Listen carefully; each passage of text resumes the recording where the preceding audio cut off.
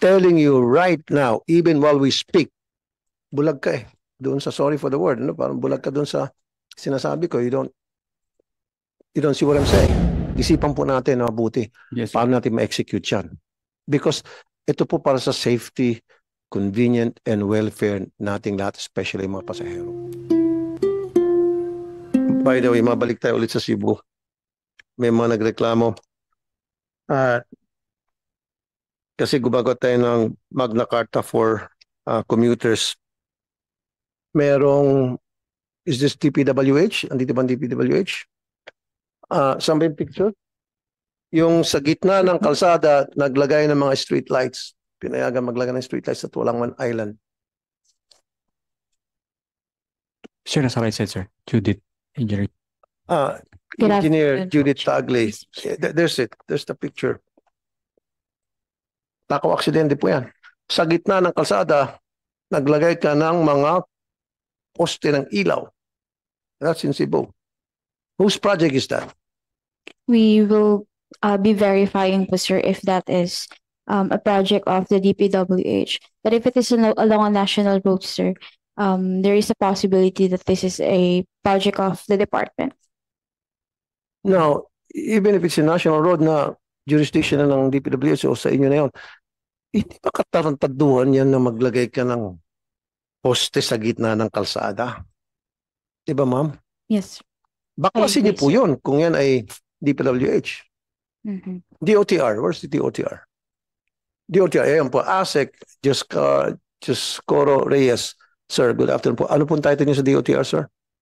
Assistant I'm Secretary. the Assistant Secretary for Roads and Non-Infra po. Ay, kayong kailangan ko mausap. Ano pong opinion niyo dyan, sir?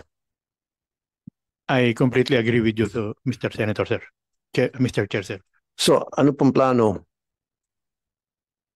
We'll coordinate with the DPWH, sir, and all the other agencies, perhaps including the local government unit, because as you very well noted, engineering is part of the road safety problem, sir. And kawawa naman yung mga commuters dyan, di ba? Pag na-involve sa accident, yung sinasakyan nilang public utility vehicles, bus. Ang gagawin nyo lang po siguro, magtawag na lang po kayo sa chairman ng barangay Hugan. Ayan, ang bilis ko sila mag-isip, ano? It's just a one phone call away. My people can even help you. Odette Molina, magaling na researcher ko sa RTIA, can help you. Just one phone call away. Tawagan mo si chairman ng barangay Hugan. Chairman, kaya ng project ba ka ng ilaw din sa tungang kalsada? And the chairman will tell you. And then you go from there. Tama, sir? But you do agree na that's wrong. So let's do something about it. So Yes, if coordinating kayo sa DPWH. We will coordinate immediately, sir. Pero I doubt na DPWH to. DPWH are smart enough, siguro, not to do this kind of thing. I think this is project of LGU or maybe some politicians or somewhere along the line. Hindi sila kapag-isip or yung kontrakto nila basta naglagay dyan para magkaroon ng project. It's very unfortunate. So anyway, DPWH and DOTR, please look into this. Thank you. Duly noted, Your Honor, sir. Thank you, sir. MMDA reports 22 vehicular accidents in Metro Manila during Holy Week. MMDA. Do we have MMDA here? Wala? Wala. Okay. Testa. I saw Testa. Okay. Very good. Testa. Mr.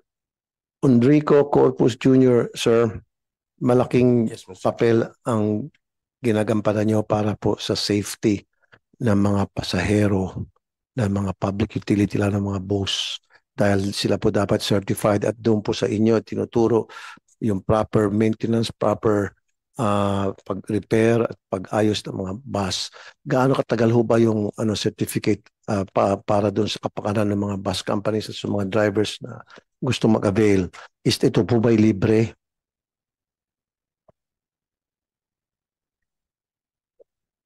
Actually, sir, mayroon tayong scholarship grant from TESDA.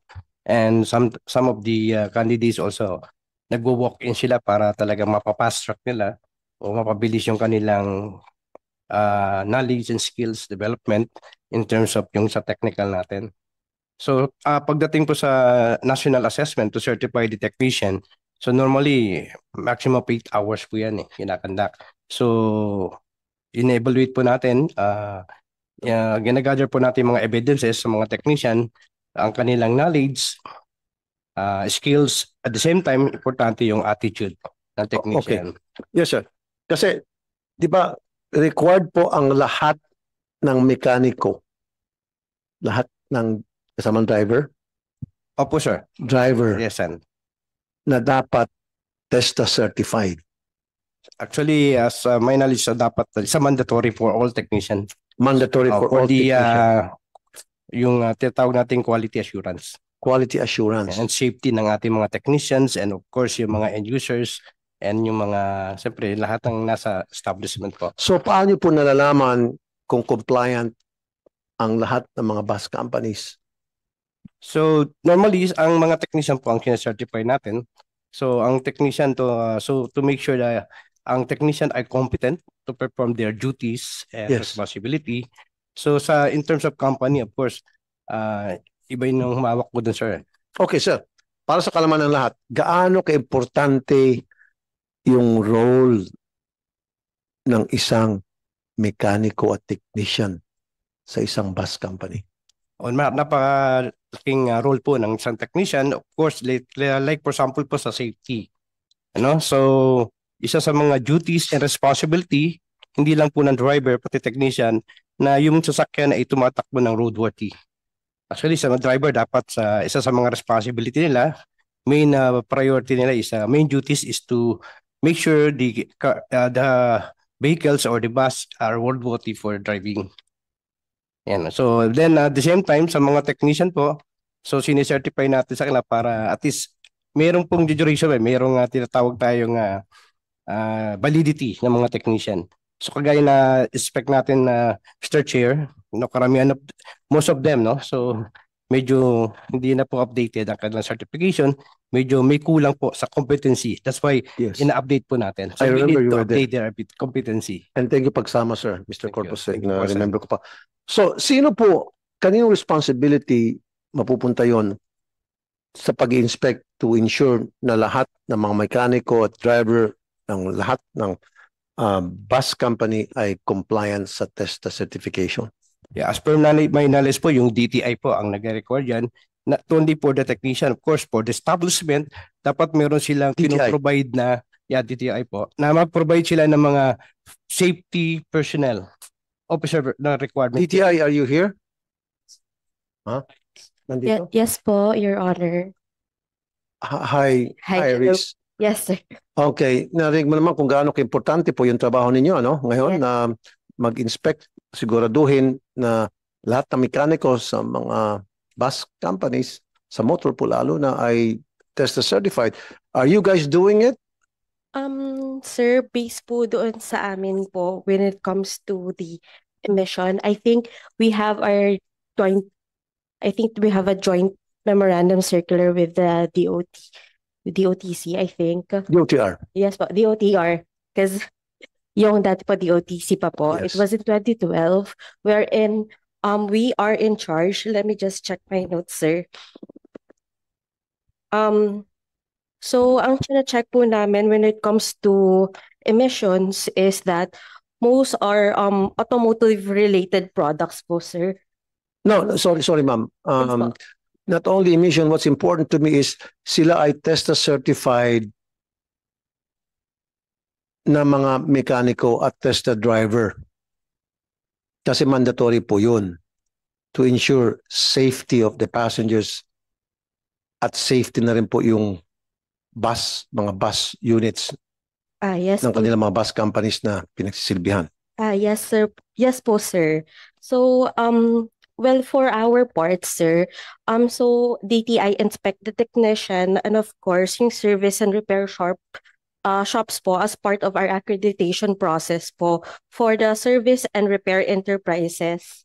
So, as long as they meet the standards that we have to protect, of course, the consumer interest. Ma'am, sorry. Yes, Let me interrupt you. Sorry. TESTA certificate ang pinag-uusapan po natin. Gusto kong ma-ensure na compliant lahat po ng mga bus companies, bus operators, compliant doon sa mandatory na TESTA certified ang lahat ng mekaniko nila at mga drivers. Ang sabi ko kasi, sino dapat ang nag-inspect noon? Sabi ni Mr. Corpus, DTI. Ang tanong ko, ginagawa niyo ba yun? Yun lang po yung tanong ko, yes or no? Sir, we have to check with our bureaus and divisions po with the certification itself, sir. So we will provide a report on it in the next meeting na lang po, sir. So it shows to me now na hindi nyo ginagawa kasi bulag ka eh. Doon sa sorry for the word, no? Parang bulag ka doon sa sinasabi ko. You don't see what I'm saying. Kasi kung ginagawa nyo yun, yes, meron kaming ginagawang pag-inspection. In fact, ito yung pangalan ng unit namin and we do this inspection twice a year, once a year, etc., etc. But wala kang kahit na ganung klaseng salita, meaning there's no such thing. It doesn't exist. LTFRB, can you help TTI? And LTO, siguro, joint forces. Help DTI. Maybe they don't have the manpower. That's why she doesn't know what I'm talking about. Make sure compliant. Importante yung kasasabi lang ni Mr. Corpus. The mechanics plays a very crucial role sa isang bus company because siya ang nagme-maintain ng mga bus to ensure safety. Sumusunod sa quality standard, roadworthiness ng bawat unit ng bus. Sa kamay niya nakasalalay ang buhay ng mga pasahero, lalo sa mga driver. Tama. So LTFRB, maybe mag-usap kayo ng LTO, isama sa inspection yun, yung certification. We will do, sir. About driver. Now, merong memorandum ng LTFRB, I think, is it LTFRB or TESTA, na ang bawat driver ng bus, long distance, they can only be allowed to be in the Manobela for no more than 6 hours. Now, may mga biyaheng probinsya from here to, let's say, to Gigarao, 12 hours, isa lang ang driver. Kuminsan, driver, conductors. Si conductor, nagpe-play ng driver at the same time, si driver nagpe-play ng conductor, papalitan lang, which is bawal. So, who's making sure na hindi nangyayari ito? Pero nangyayari na ito. You guys know, na, di ba? Dapat 6 hours lang. Ang purpose niyan, sinong gumawa ng, is that memorandum circular from LTFRB? And nakita ko po yung importance doon sa MC na yan, yung ginawa niyo yung policy na yan. And I do agree wholeheartedly, and I commend you, whoever wrote that policy. Kasi for the safety of the passenger. Kasi pag pagod na yung driver, na antok na more than 6 hours, bored na siya, there's the tendency na he will cause accident.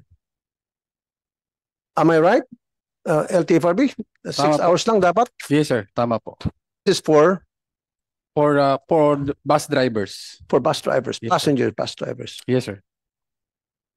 After 6 hours, baba siya, ibang driver. Yes, sir. Or nakaboard na, sir, yung driver na kasama niya. Ano ka? Nakaboard na po, kasama na doon sa biyahe. For example, sir, yung biyahe niya Nakabiyahe, from yes. Manila to Tuguegarao, after 6 hours, dapat, sir, palitan na siya ng isang alternate driver na nakasakay na din sa bus. Ang nangyayari nga, yung driver, Papalitan ng konduktor. papalit ng conductor, na conductor is driver also. It's not allowed, sir. Ah? It's not allowed. Exactly. But it is happening. Yes, sir. And that causes accident kasi itong si conductor, nandoon siya, ano sa mga pasahero, gising siya, and then si driver drive, and pagkatapos to, nantok na ko pre, sige, higda ka lang diha, palit itong si conductor. Pagod na si conductor, tulog si driver, pagising driver, ako, tulog si driver, pagising driver, ako naman ulit, which shouldn't be the case. So, sino po ang magsisiguro na yun po ay hindi, yung practice na yun ay hindi nagagawin? Sir, it should be the LTFRB. Okay? So, kaya po tayo magkaroon ng programa na para masita itong mga gumagawa ng ganon. Hindi dapat. Nakita niyo sir, nakita natin Yes, sir. as Nakita we po namin. go along, itong mga reasons, Yes, sir. many reasons kung bakit nagkakaroon ng aksidente sa mga kalsada involving public utility buses. Ito yun, LTFRB Memorandum Circular number 2017-012. Public utility bus drivers are required to drive for 6 hours only. Yes, sir. Okay? Now, merong ito dito. Bakit kami 16 hours? Holy moly. Tumatawa pa to si Cristo. Sabi niya, kailangan pala ang driver at konduktor 6 hours lang biyahe. Bakit kami 16 hours? Ha ha ha ha. Natuwa pa siya. Oh. Inaapi na nga siya. Natuwa pa siya. Buti mabait to. Hindi pa nagmura. Di ba? Not only on LTO, and how about yung sa mga truck drivers? Hindi na bus Kasi may mga truck drivers din na nagbibiyahe from, say, Isabela down to papunta dito sa Maynila o hanggang Bulacan. That's more than 6 hours. Yes, sir. Sa mga bus drivers lang ba ito? How about sa mga truck drivers? Including for the truck, sir. Including truck drivers. Yes, sir. Kaya po yung ibang malalaking truck, mayroon pong higaan sa likod doon. May provision po ng, even the bus, sir, meron pong provision na tulugan yung extra driver sa likod so that they can sleep comfortably. So itong mga truck drivers, after 6 hours, Dapat mandated palitan. sila na tumabi at matulog. Yes, sir. No, sir, no. Dapat po may alternate po siya kasi it's not safe din, sir, kung titigil siya doon sa along the highway. It's not safe to stay there. Dapat, sir, may ka-alternate din siya magdadrive. I'm telling you right now, even while we speak, lahat halos, Wala, sir, wala. wala. Lahat sir. ng mga truck, yung mga lalaking truck, yung mga 18-wheeler, galing from Tugigaraw, galing Pangasinan, galing Isabela, driver lang at dalawang piyon. Yes, sir. Pahinanti kung tawagin. 3 lang yan sila. Of course, may kama. Ang ginagawa, pagpagod, paparada, matutulog si driver, magnanap, mga 30 minutes, 1 hour, drive na naman ulit. Which is dangerous. Again, LTFRB. So maybe you should start cracking down on that. Yes. Siyempre, wag natin multahan yung mga drivers. Multahan natin yung mga may-ari ng mga truck. Silang tumitiba-tiba. Tapos yung mga drivers nila na pinagtatrabaho ng more than 8 hours, 10 hours, 16 hours sa manobela, yun lang ang bayad. O meron man siguro dagdag, piso-piso lang. So, sino pwede magmultahan nun? Yung mga owners ng mga trucks. Operator, sir. Operators ng mga truckers. And I want Yes, sir. some of them na makasuhan or mamultahan. Yes, sir. Di ba? Siguro, sa susunod na hearing ko sa kasi vice chairman din po ako sa Labor and Employment, imbitahan ko kayo tungkol dyan. Kasi marami mga drivers na nagreklamo. Yes, sir. Okay. Ano to?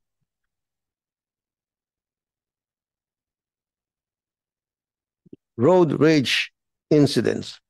Well, this is the law enforcement na siguro ito. Okay. Sino po ang naatasan na makipag-coordinate sa PNP para ma-ensure na smooth ang flow ng traffic at wala pong mangyaring untoward incident tulad ng road rage sa mga kalsada? Is that LTO, LTFRB, DOTR? LTO po, sir. LTO. Kayo po sa LTO. Okay. Kasi marami po nangyari mga road rage during the Holy Week na monitored. So, LTO. So, meron ba kayong enough coordination with saan yung LTO? With the PNP? Your Honor, meron lang po kaming access sa mga traffic policemen pag merong nangyari po na krimen road accidents po kaya naman silang kontakin para ma-forward sa amin yung report, sir. Okay, sige. There are illegal bus terminals in Pasay City. LTFRB, nasa radar niyo po ito? Yes, sir. Then what are you doing about it? Alam mo pala. So, you do confirm na it exists, these illegal bus terminals, and what are you doing about it, sir? Yes, sir. Yun nga po, sir, yung last before the Semana Santa, we have already issued a show cause order to Mhm. these illegal bus terminals. Show cause orders. Yes, sir.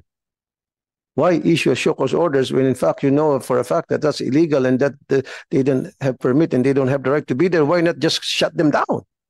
Sir, nag-coordinate po kami sa kawan. We send a letter to the LGU who gave the business permit for that illegal terminal to operate. Another, sir, it is another issue of Oh. LGU issuing a Okay. business permit. I follow you now. So, ibig sabihin, yung LGU pumapayag na magkaroon ng illegal bus terminal doon. Okay. Pero, kayo ba yung nakipag-coordinate sa LGU at tinanong yung LGU, why is this happening? Yes, sir, nag-send na po kami ng letter and we're waiting for the reply. And yung bang fire department's been informed dito sa presence ng illegal bus terminal sa Pasay, since illegal sila, baka wala mga fire extinguishers, wala mga fire escapes. Sir, I have no kasi data, but I will try to find out, sir. Wow. Okay.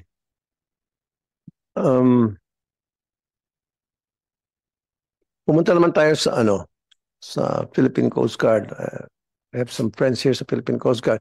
Si General Oliver Tanseco, congratulations po, you were promoted recently to the rank of Commodore or equivalent to General, 1 star, and I can see the stars. The star, thank you. Thank you. It's nice seeing that.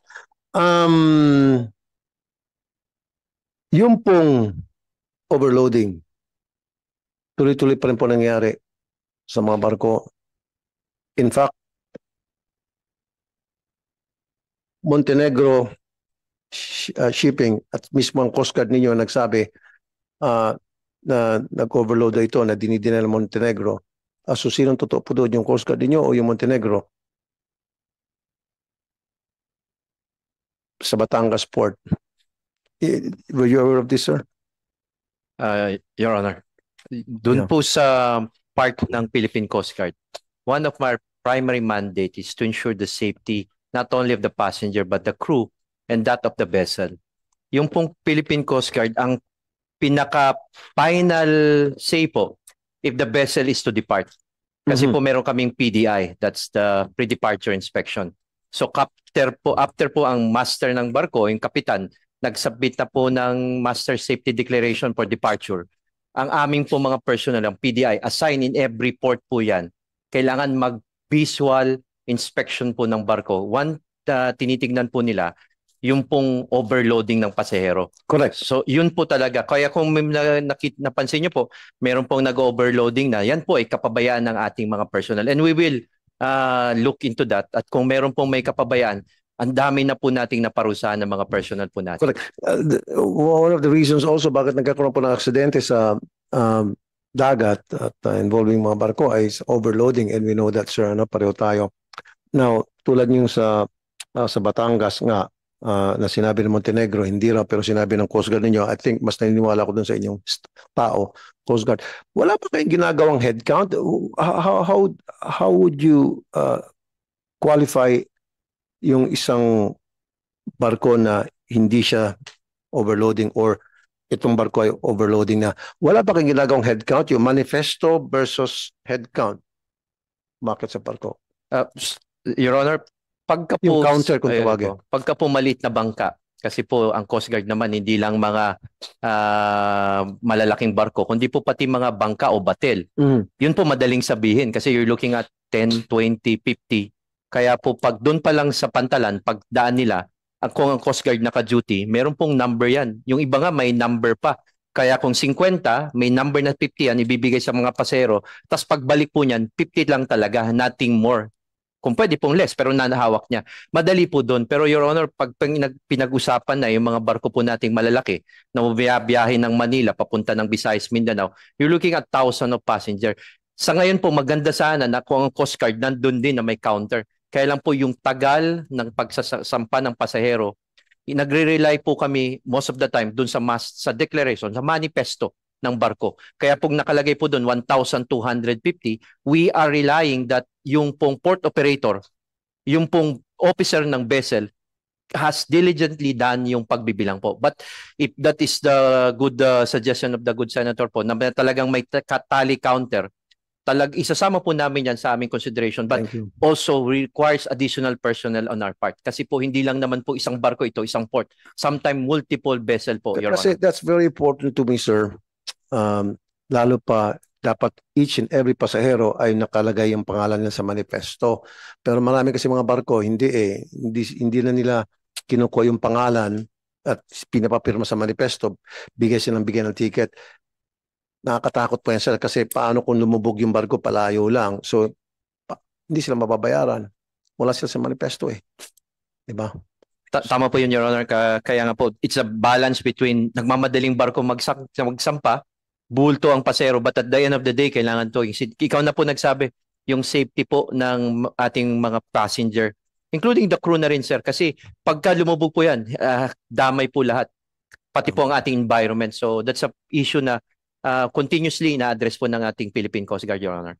Okay, sa El Nido, one of my staff was just there recently during the Holy Week. Yung port doon sa El Nido, sa Palawan, napakarami raw mga bangka, 30 or 40 na mga bangka, tourist na mga bangka. Nakalagay doon, passenger capacity, blank. Hindi nakalagay yung number of passengers. And then kanina nga sa labas, sabi ko sa iyo, siguro padagdagan ko yung budget ninyo na para magkaroon ka ng additional manpower dahil isa lang daw ang Coast Guard doon. Na pagkalawak-lawak ng pantalan tapos kumakain doon ng chewing gum. So, 24/7 but still, at hindi sila nagsasampa.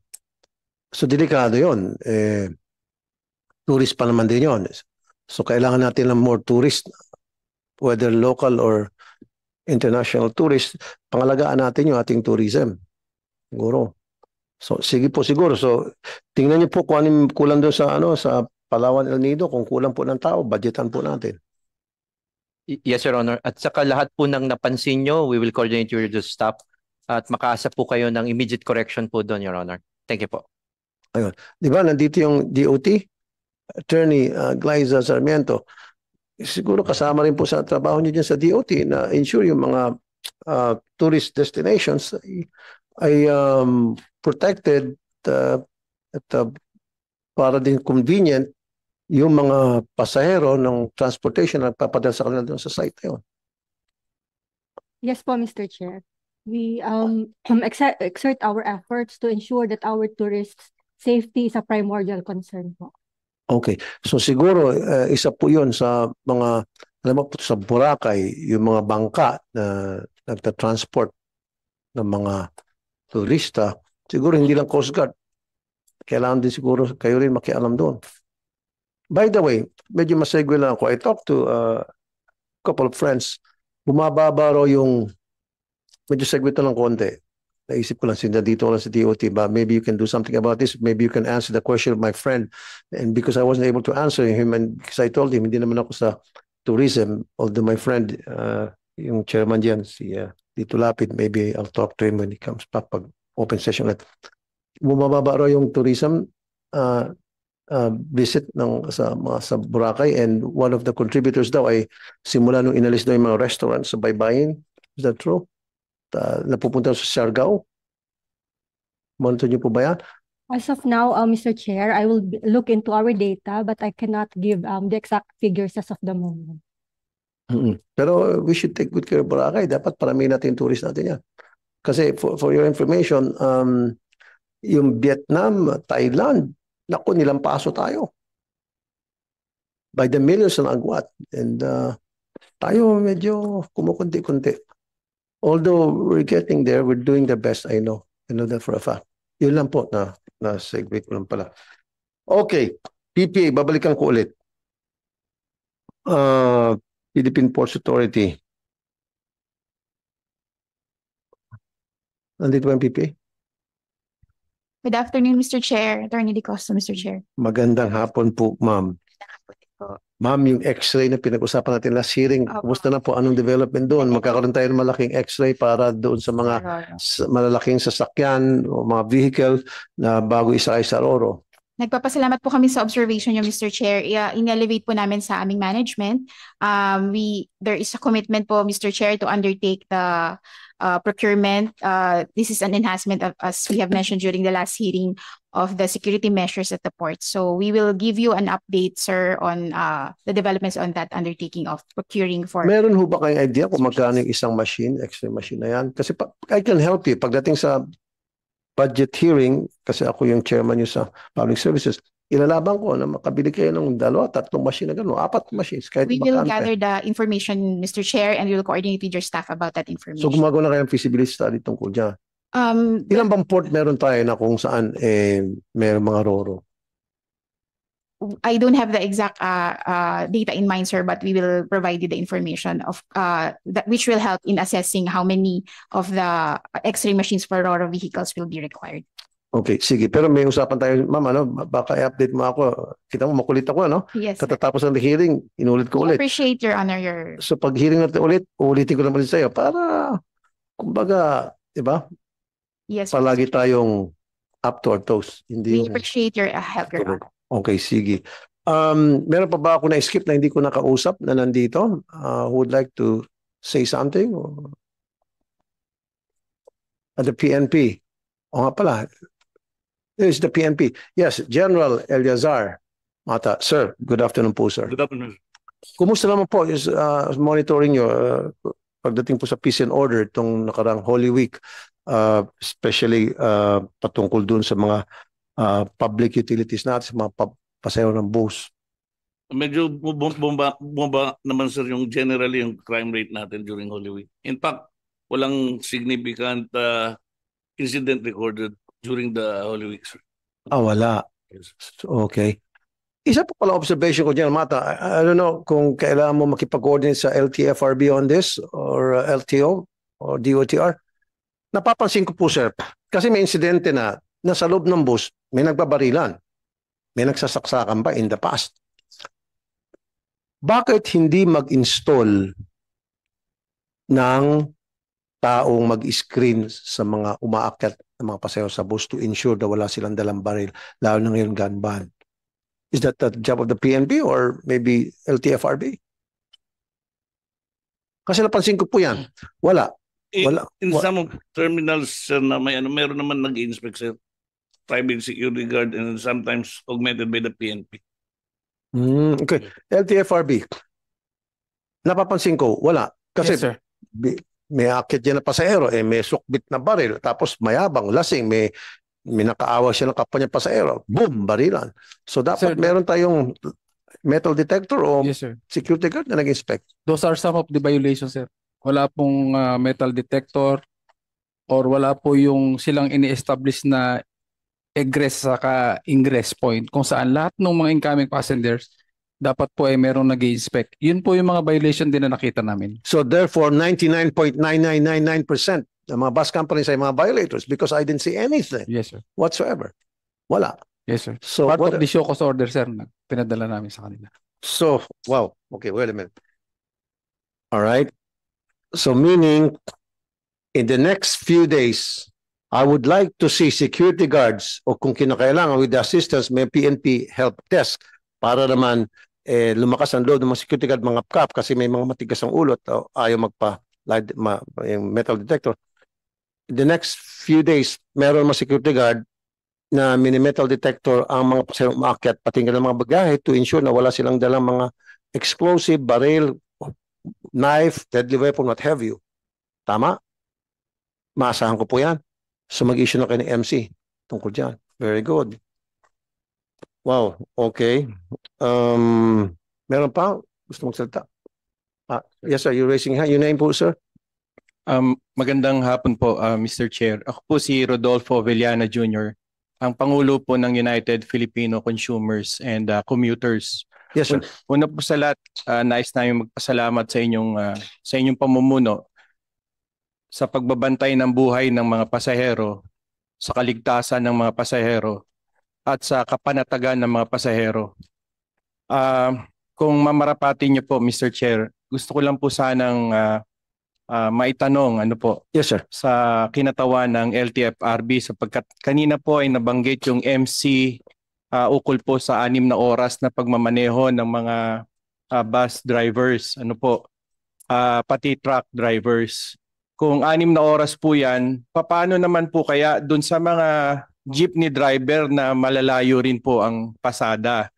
Halimbawa po, Baguio papuntang Tabuk, mga 12 oras din po yon. Kahit po sa mga motorsiklo na lang dito sa Metro Manila, kung 6 na oras po yung sinasabi nating makapagpahinga dahil tuloy-tuloy rin, ano kaya yung regulasyon na pwede nating maibigay para madagdagan yung seguridad sa kalusugan o road safety nating lahat? Ano po? Sa lahat na siguro ng sasakyan na pampasahero. Salamat po. LTFRB, go ahead, please answer. Yung pong MC natin yun ay nag-a-apply para sa lahat who are driving in excess of 6 hours. Ay hindi na po talaga dapat. Pero yung sinabi po nyo kanina, tulad po yun sa jeepney, we will look into that po kasi ang lagyan natin ng bigyan lang namang natin ng pansin ay yung sa truck for hire at saka po yung sa bus. But definitely po, gagawan po namin ng additional or amendment on the memorandum circular, sir. Doon naman po sa motorcycle, medyo pag-iisipan po namin kung paano dahil it's really hard to monitor. For example po, yung mga angkas, lalamove, pero sila naman po may oras na magpahinga. Hindi katulad yung bus na talagang continuous talaga na they have to bring their passenger from point of origin to their destination. Okay, you know what, sir? I really commend that person, whoever that is, na came up with this kind of policy Yes, sir. na 6 hours lang. Ito ang sinasabi ko, napakadami natin mga gandang palisiya, mga gandang batas. The problem is the implementation. How can you implement such a policy, which is a very good policy for me? Pinakamagandang palisiya yan. Pero we're talking about hundreds and thousands of public utility vehicles, buses, jeeps, etc. And you only have so much employees. Dapat ba kayo gumawa ng ganang palisiya, which is good again, ha? Yan na kayong plano. How to execute it. Right now, you don't even know how to execute it. Meron ka magandang policy, pero bungal, walang ipin. Lagyan nyo ng ipin. How? Paano nyo po lagyan ng ipin? Kahit pustiso man lang. Yes, sir. For in the immediate concern, I think we have to coordinate with the LTO. For example, from Manila to Tuguegarao, the 6 hours we can already compute kung saan po aabutin yung 6 hours eh. So we will be coordinating with the LTO to check with the bus kung meron siyang alternate driver doon. Random po, kahit randomly or regularly we will do that. I think aside from the LTO na kulang din siguro kayo sa matawan, why not tap these services, magkaroon kayo ng MOU sa mga LGU, sa mga barangay captains, meron silang mga kagawad yan, pwede tumulong because they know the territory, they know the turf, yung mga kagawad na yung mga rota na pwede nilang parahin in coordination with LTO, deputize sila, etc. I don't know. What do you think? We can do that, sir. We can coordinate with the DILG.